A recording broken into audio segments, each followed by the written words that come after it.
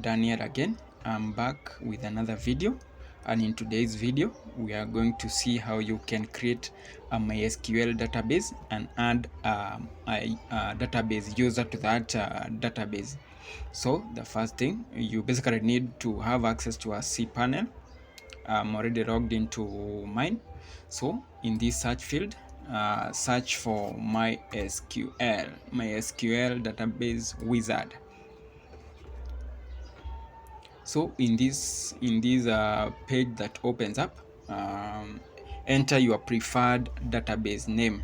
So I'll name mine as test db1, then click on next step. Then in the next step, this is where we create the database user. So let me name the user as test db1. Then for the password, you can generate a password here to have a strong password. And for the purposes of reference, ensure to note this password down, because you will use the password to configure your web application. So once you generate and you are contented with the password that has been generated, you can click on I have copied this password in a safe place, then use the password. So it will autofill the password in the two necessary fields. Then click on create user.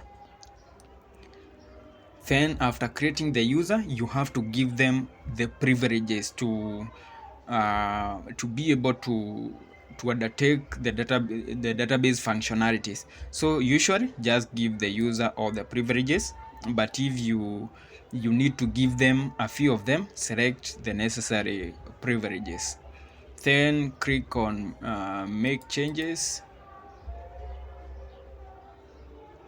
After that, we already have now the user dtechnol underscore testdb1 and a database and a user created, and the user has been added to that database, and it's as simple as that. There is also another method that you can use to create a user. In case you go with this option, let us see what is required of you. In case you go with that option, you will create them one by one. So enter the required enter the preferred database name here. After you create the database, then scroll down to adding a user. Enter the preferred database name, rather the username. Then input the password. You can also generate the password from here and create the user. After that, for you to be able to use that database with this user, you need to add the user to the DB.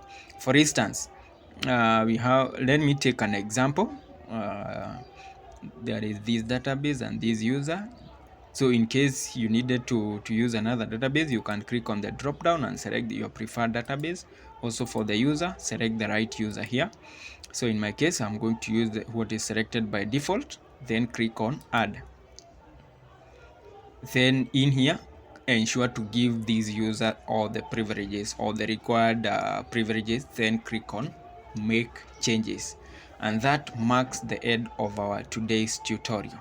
Thank you for tuning in. Please like this video, also share it with your friends, and subscribe to our YouTube channel so that you're able to get real-time updates. Thank you and goodbye.